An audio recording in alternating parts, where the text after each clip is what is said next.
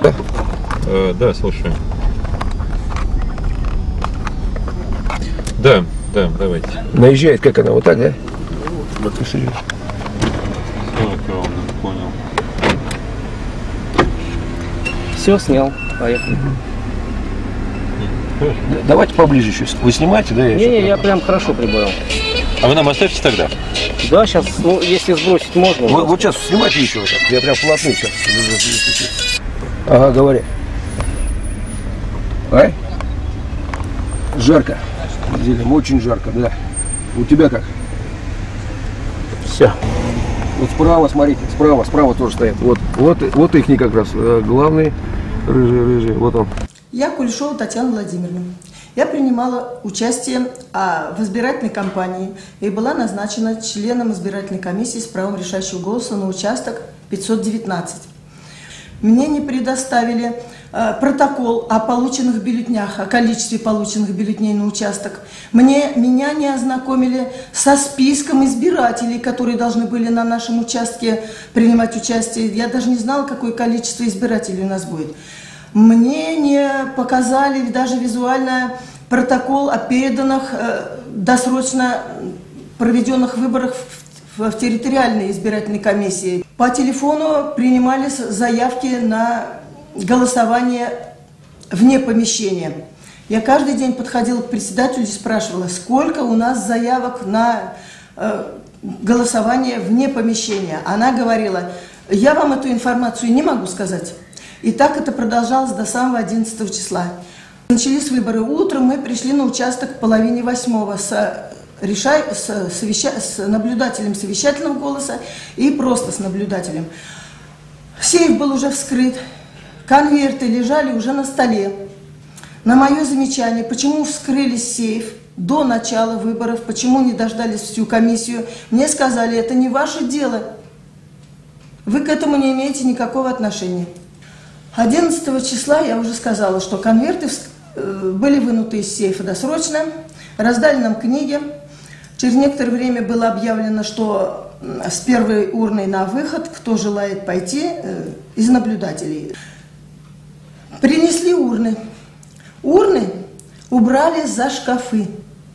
Вот где сидел председатель, потом там стоял сейф, и поставили за книжные шкафы, в которых там разные документы лежали, все. То есть урны были убраны совершенно с обозревания и наблюдателей, и членов комиссии. К вечеру, когда стали подводить итоги, из всех 3 урн вне голосования, при голосовании вне помещения, одновременно, не объявляя, сколько должно быть в каждой урне, высыпали их на стол. И сразу все перемешали. Тут же высыпали урну, которая проводилось голосование в помещении. Нас стали оттеснять от стола. Член комиссии с решающим голосом от коммунистов, я не знаю, не помню ее имени, фамилии, она мне сказала, не надо, не трогайте бюллетени, вы не имеете права участвовать в сортировке, это пусть начальник все делает. Я возразила, я сказала, почему мы все члены комиссии, мы все должны участвовать в сортировке бюллетеней. Вот. Бюллетени почему-то рассортировывались вот таким образом, вниз лицом, кверху, то есть печатями и членами, как говорится, кандидатами вниз. Я не знаю, для чего это делалось. Обычно всегда это все делалось вверх. Вот, подбирались в пачки, и все было передано председателю. После этого председатель перевернул все бюллетени. Потом она очень быстро начала их вот так разбрасывать. Причем, я смотрю, все больше летит в одну пачку.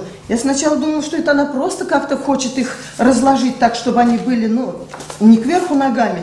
А потом поняла, что это уже и происходит сортировка.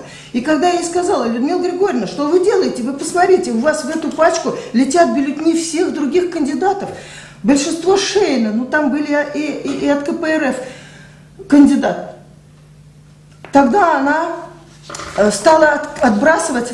Я ей говорю, это Шейна, это Шейна, это Шейна. Она стала их отбрасывать, но я не успевала даже за ней, что это Шейна бюллетени.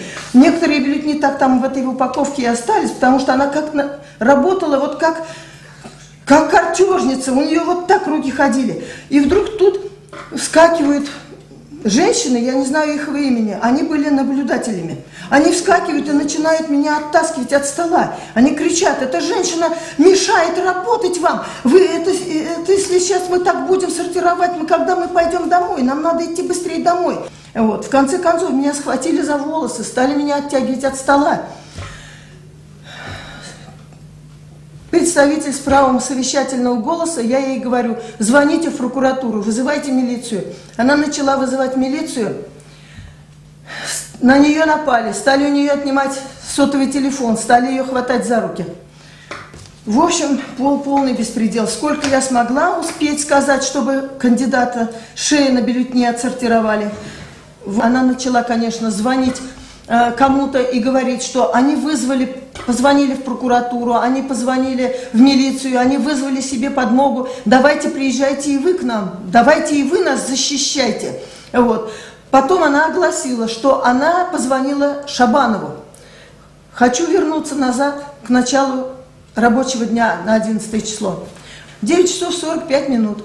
Когда я сидела на своем рабочем месте, наблюдатели тоже сидели на своем рабочем месте.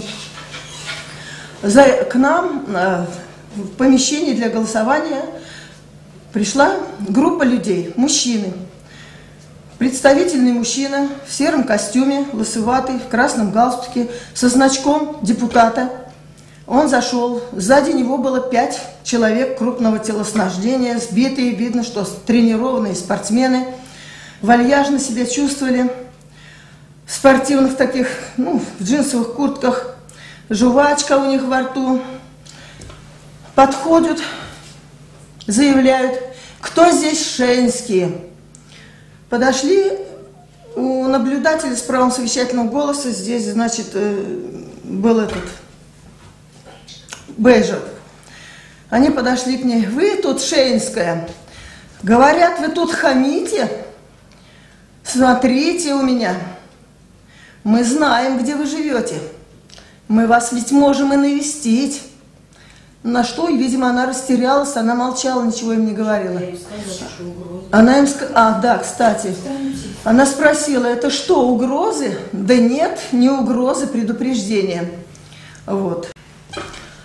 Когда они вышли, после того, как провели свои угрозы, я смотрю в коридор, смотрю, несколько раз прошелся директор, смотрю, они около него остановились, с ним разговаривают, и он в мою сторону вот так поводит головой, кивает.